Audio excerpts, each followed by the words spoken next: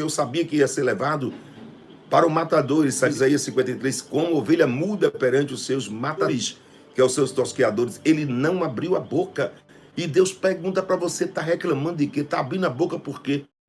Olá, meus queridos, cumprimento todos com a paz do Senhor Jesus. Sejam todos bem-vindos a esse canal. Que Deus abençoe sua vida assim poderosamente. Meus queridos, hoje aqui novamente com a mensagem poderosa para compartilhar com vocês. A mensagem de hoje é com o apóstolo Reginaldo Rolim. Nesse vídeo ele traz uma forte palavra de fé e motivação para nossas vidas.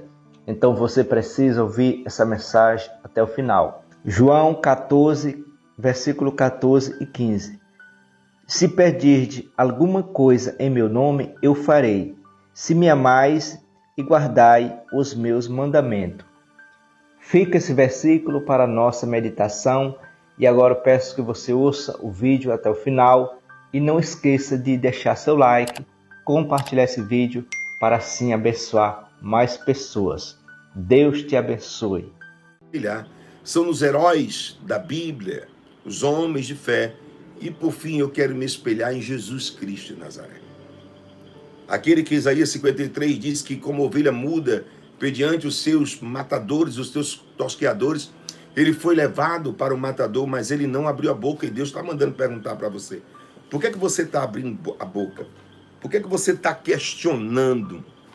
Por que você está constantemente reclamando da sua boca? O Senhor sabia que ia ser levado para o matador, ele sabia que ia ser levado para a morte.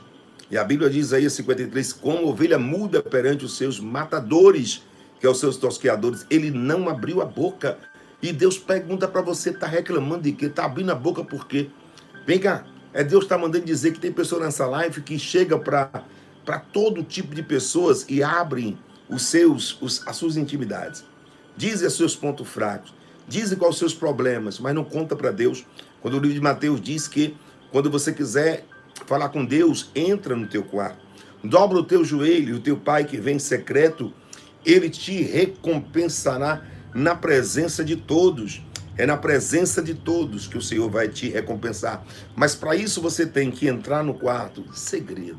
Um canto que ninguém saiba, que ninguém tenha, né, que te viole ali a tua privacidade, que ninguém veja, sabe? Entra no quarto, dobra o teu joelho, fala o teu pai que está em oculto e o teu pai que vem em secreto, ele te recompensará na presença de todos. É isso que eu quero falar para vocês que estão assistindo. Eu quero me espelhar em Jesus Cristo de Nazaré. Aquele que deu a sua própria vida por amor ao Evangelho, deu a sua própria vida para nos salvar a nós, gentil. Em quem você tem se espelhado? Eu queria que você fizesse esse ponto de reflexão e perguntasse para você mesmo em quem você tem se espelhado. Você está se espelhando em alguém que não vai te representar, que não tem nada de bom. Quando a Bíblia Sagrada diz que nós devemos olhar somente para o autor e consumador da nossa fé, é que nós devemos olhar somente para Jesus de Nazaré. É olhando para o alto de onde veio o nosso socorro. Mas o Senhor está dizendo assim, ei, você é sal da terra e luz do mundo. O sal, portanto, se o sal se tornar insípido, para nada mais presta, a não ser para ser pisado pelos homens e ser lançado fora. O que é o sal insípido? É aquele sal que perdeu o valor do metro. Você está salgando, quando nós salgamos, aonde quer que nós possamos colocar os nossos pés, as coisas mudam. As coisas mudam. Quando não está dando certo, é porque Deus não está no comando. Olha, Deus não entrega antes, Deus não entrega depois, Deus só entrega na hora certa. E Deus está mandando dizer para você, sua vida sentimental vai dar certo. Espelhar. Eu quero me espelhar em 3 cidadãos por nome Sedaque, Mesaque e Abednego. A Bíblia diz que eles eram companheiros de Daniel, Sedaque, Mesaque e Abednego. E o rei Nabucodonosor, ele construiu no campo de Dura uma imagem de ouro.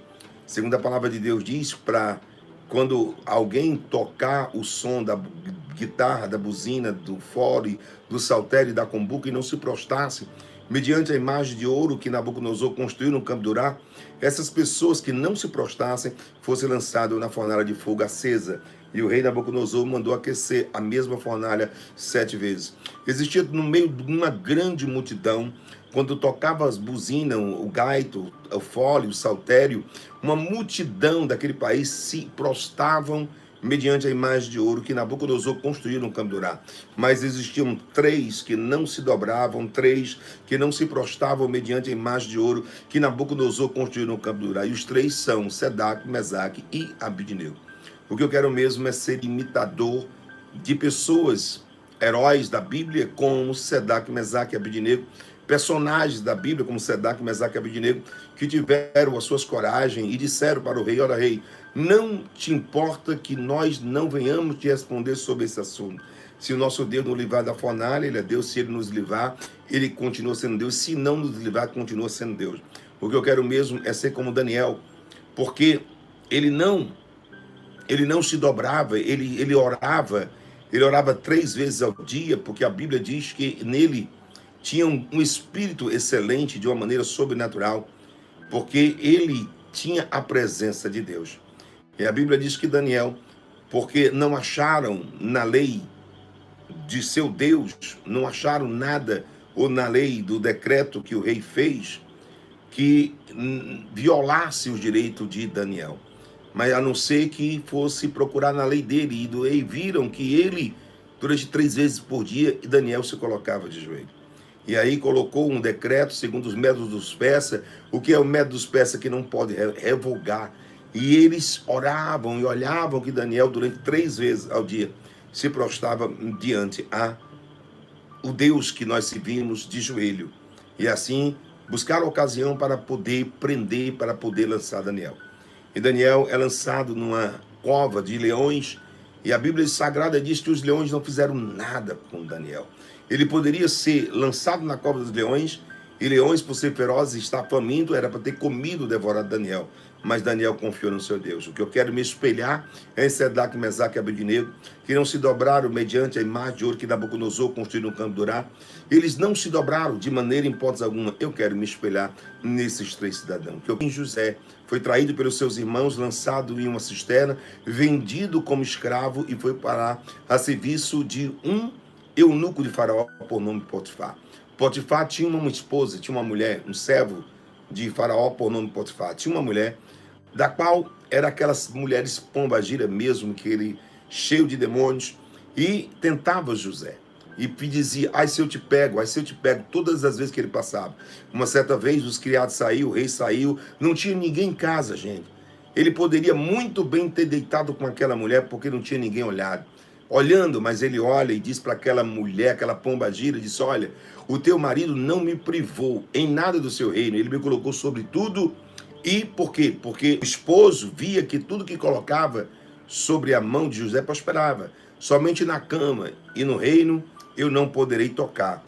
Mas não é por causa que o meu senhor, teu esposo, não está em casa, que eu vá me deitar contigo. Eu sou fiel ao rei dos reis e senhor dos senhores. E ele fugiu mediante o pecado, e ela acusou ele de ter violentado. Ele foi parar numa prisão, saiu da prisão para ser governador do Egito. Eu quero dizer uma coisa para você, que eu quero me espelhar em Sedaque, Mesaque e Abidnego, que eu quero me espelhar em Daniel,